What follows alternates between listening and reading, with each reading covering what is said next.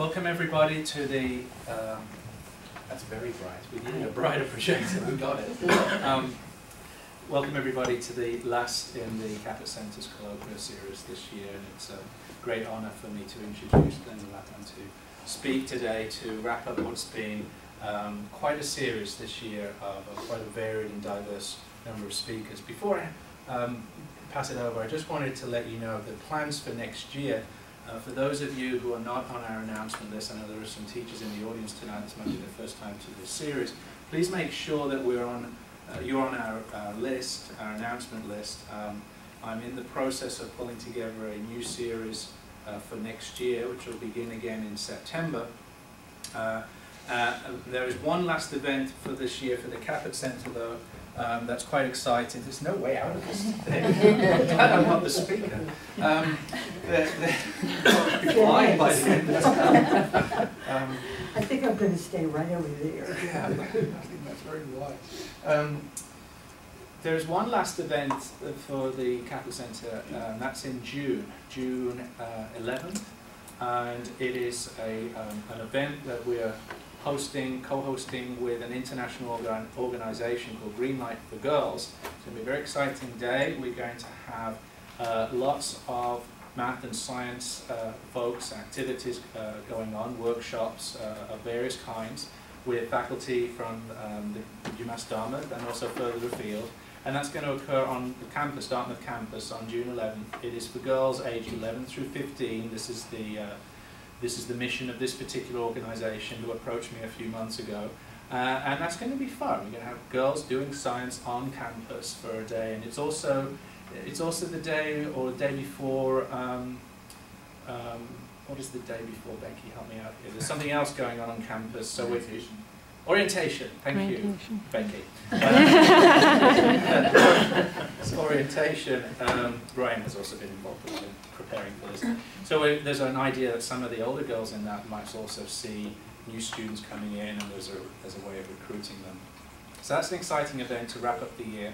And then we begin again in September. Work still goes on in the centre during the summer with our many research projects.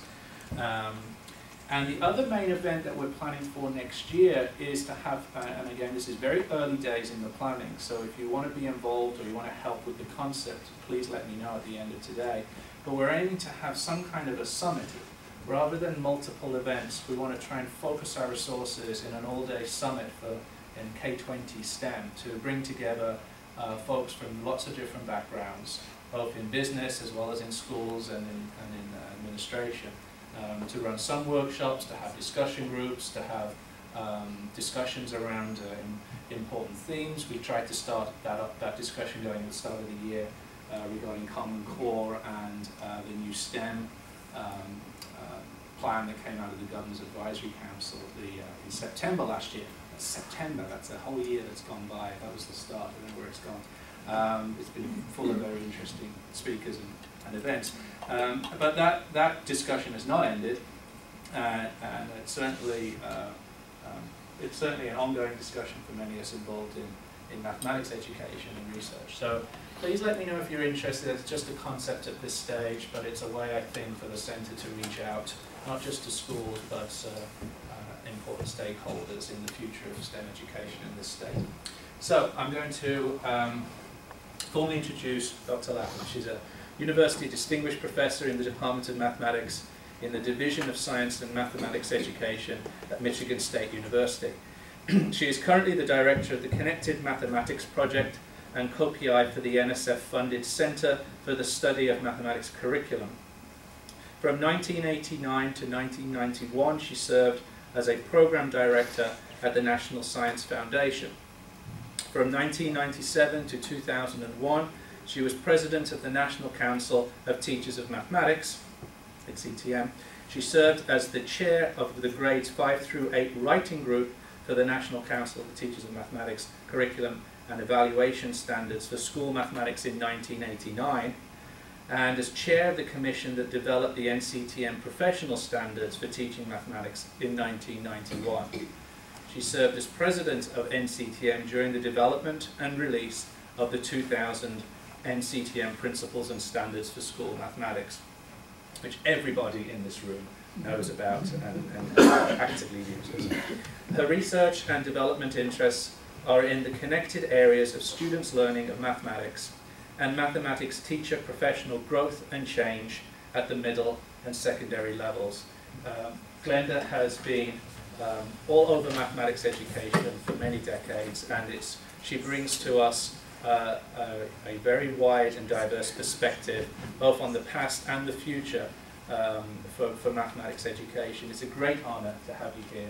I'm going to shut up and sit down, which is what I do best, and hand it over to Glenda. Thank you very much. So she's going to speak for about 40-45 minutes. I prefer, she has a plan to go to, she doesn't mind interruptions at all, but I think if we can let her give her pearls of wisdom to us, and then we can have 40-45 minutes of discussion, I think that might work well. Thank you. Actually, we'll give it a try, but if you're dying to ask me a question, this is really your time, so we'll do it whatever way seems best for you. And I'm going to try very, very hard to press this in the right place when we are going to do slides. I'm going to do something I've never done before, ever in my life, and that is, I had so much to say that I knew that to constrain myself and actually get somewhere, I needed to put it down on paper. So I'm going to try really hard in the part that I'm given to talk to you, to tell you a lot about our story and how we got to where we were. And part of the reason that I want to do that is because along the way, you'll have a sense of the history of what has happened during my lifetime. You are going to live and work in a different lifetime. And if you're asked 45 years from now to talk about your lifetime, you'll find it extraordinarily challenging to try to get everything on the table that you want to talk about. So let's have at it. The need to improve the teaching and learning of mathematics has been a focus of attention in the U.S. throughout my entire lifetime, and certainly for years before that. This isn't a new thing that we are worried about mathematics and science education. Each of these rounds of working on trying to improve science and mathematics education has had curriculum materials development as a part of those ways of trying to get at things. So I'm going to focus my remarks today in two areas. My own curriculum development work, including the story of how we came to even engage in curriculum development. And I want to talk a bit about the challenges that we face in the future in improving mathematics and science education. So let me begin by saying that for certain, this is a test. Do I know how to do this? Okay. I've now pressed everything. We are stuck.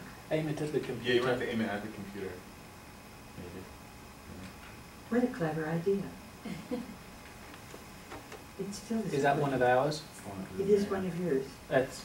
And it was working earlier, which is what makes me nervous. Now, I don't get, this time can't be taken away from me, right? Oh, come on. Oh. It just went back. It went back? Why did it go back? Do whatever you want. There! Okay. Here's one of the quotes that, that sort of leads my life. What I learned in school may be growing increasingly obsolete today, but how I learn to learn is what helps me keep up with the world around me. Richard Sharp. How many people in the room know that name?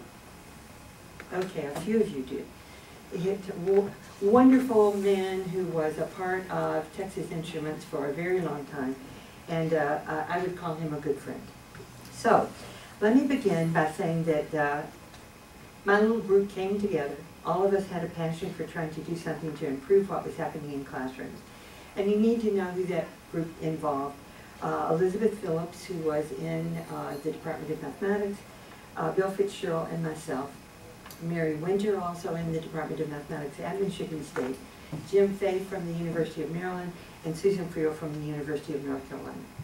We all were concerned about what was happening in K-12 classrooms, and in particular, we spent an enormous amount of time in classrooms at all levels in the years before we did this work. And what we saw was some reasonably interesting things upon occasion happening in high school. And we saw some things happening in the elementary, and we saw a wasteland at the middle school level.